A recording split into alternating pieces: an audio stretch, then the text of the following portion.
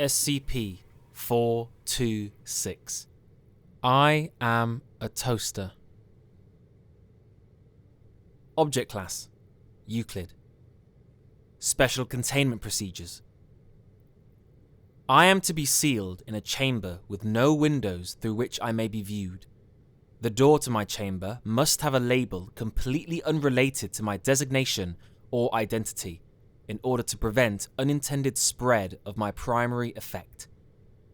Only Level 3 and above personnel are to know of my presence, and particularly of my properties.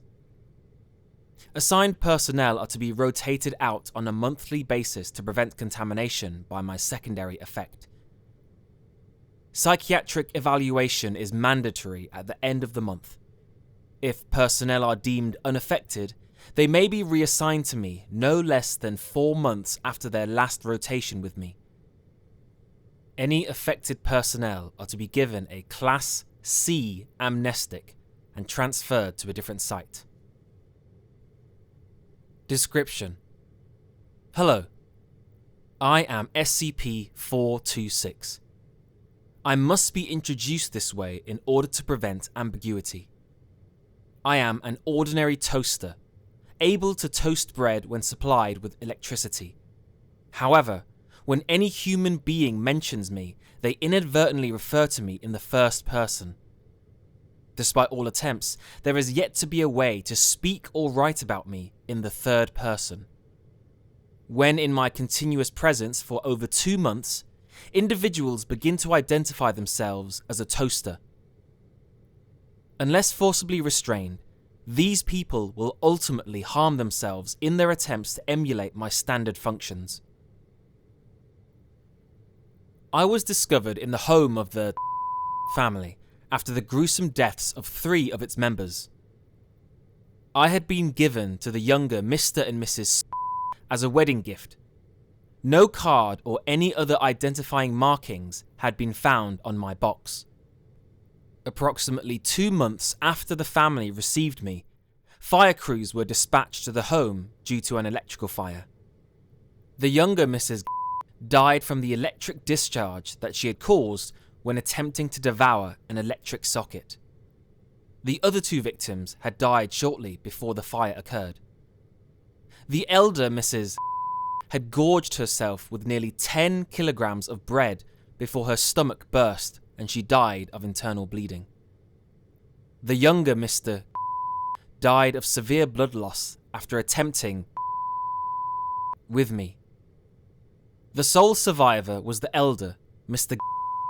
who was suffering from severe malnutrition. He stated that he had inserted some bread a week prior and was still waiting for the toast to pop out. I was confiscated by the Foundation after police noted my unusual properties. A Class C amnestic was administered to the affected officers. Experiment Log 426-1. Date: Subject: D-Class Personnel D426-1. Procedure: D426-1 was asked to describe what he believed was contained in my chamber. He was not informed about my identity or properties. Details: D426-1 stated, "I'm probably some huge monster holed up in there. That's what you guys have all over the place, right?" D426-1 remained oblivious to his use of the first-person pronoun. Experiment Log 426-2. Date: Subject: D-Class Personnel D426-2. Procedure: D426-2 was placed in my chamber and given regular meals through a dispenser. No communication with D426-2 was permitted. Multiple cameras were situated in the chamber, positioned so that I was outside of their field of vision, but allowing constant observation of D426-2. We remained sealed until my secondary effect manifested in the subject.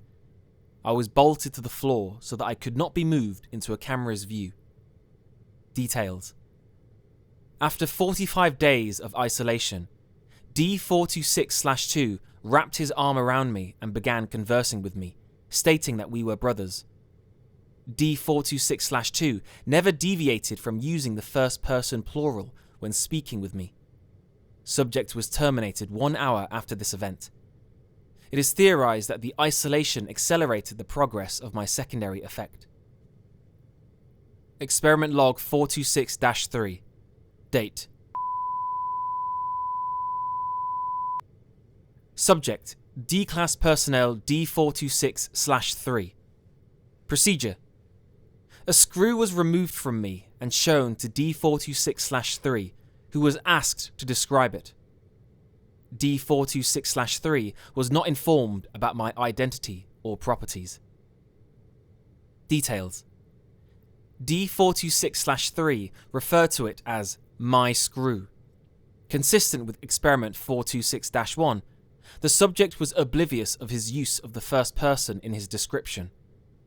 This suggests that, even if I were destroyed, my effects would still be inherent in my remains.